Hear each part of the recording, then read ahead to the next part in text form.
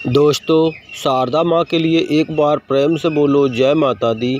दोस्तों, KBS exam के लिए हिंदी के सिलेक्टेड क्वेश्चंस लिए गए हैं जो आपकी परीक्षा में आ सकते हैं।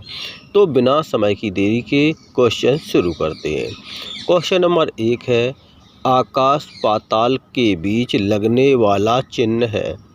पहला विकल्प है अल्पविराम चिन्ह, दूसरा विकल्प है विस्मयादिबोधक चिन्ह, तीसरा विकल्प है योजक चिन्ह, चौथा विकल्प है उद्धरण चिन्ह। जो आकाश पाताल के बीच लगने वाला चिन्ह है वो योजक चिन्ह है, जो आपको ये बीच में दिख रहा है, ये योजक चिन्ह है।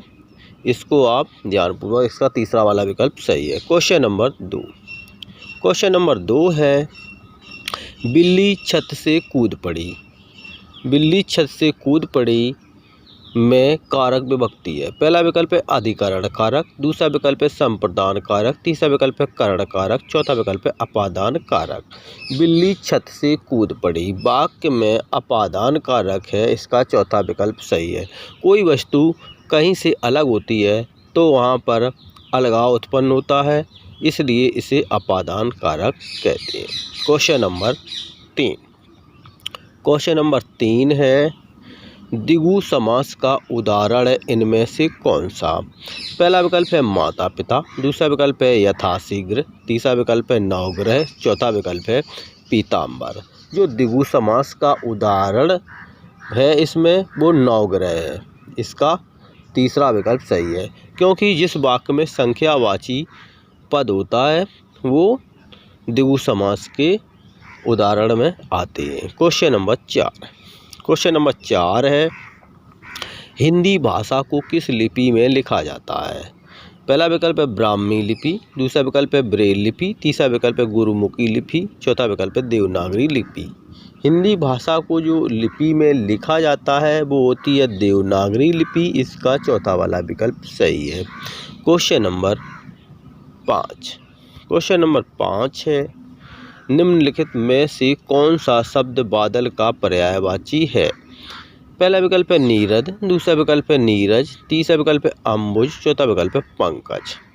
जो बादल का पर्यायवाची यहाँ पूछा गया है तो इसका पहला ही विकल्प सही है, नीरद, और ये कमल के पर्यायवाची है तो इसका पहला ही विकल्प सही है। क्वेश्चन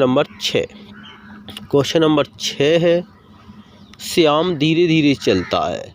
धीरे धीरे शब्द है। पहला विकल्प है क्रिया, दूसरा विकल्प है क्रिया विशेषण, तीसरा विकल्प है विशेषण, चौथा विकल्प है सर्वनाम। श्याम धीरे धीरे चलता है, धीरे धीरे शब्द में पूछा गया है तो यहाँ पर क्रिया विशेषण है, क्योंकि यहाँ पर चलता है, धीरे धीरे चलता है, तो इसका दूसरा वाला विकल्प सही है। क्वेश्चन नंबर 7 है, निम्नलिखित में पुल्लिंग शब्द कौन सा है। पहला विकल्प है इलायची, दूसरा विकल्प है पानी, तीसरा विकल्प है नदी, चौथा विकल्प है प्यास। तो यहाँ पर पुल्लिंग शब्द पूछा गया है तो इलायची को आप देखेंगे तो इलायची खाई जाती है, अर्थ के हिसाब से इसमें है कि इलायची खाई जाती है तो स्त्रीलिंग हो गया, पानी पिया जाता है तो ये पुल्लिंग हो गया, नदी आती है और प्यास बुझाई जाती है, तो यहाँ पर पानी शब्द है, पानी पिया जाता है तो ये पुल्लिंग में आएगा, इसका दूसरा वाला विकल्प सही है। क्वेश्चन नंबर 8 है, वाचाल किसे कहते हैं। पहला विकल्प जो जल्दी चलने वाला हो, दूसरा विकल्प जो बहुत बोलता हो, तीसरा विकल्प इसकी चाल ठीक ना हो, चौथा विकल्प जो चुप रहता हो।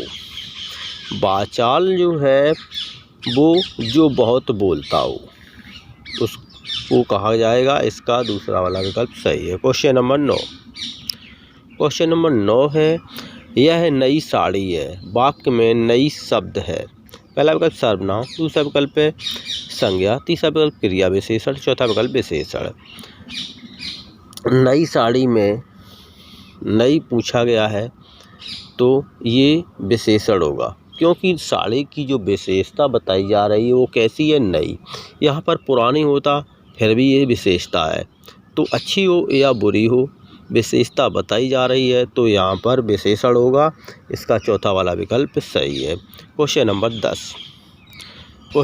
10 है, विद्यार्थी शब्द है किसका उदाहरण है।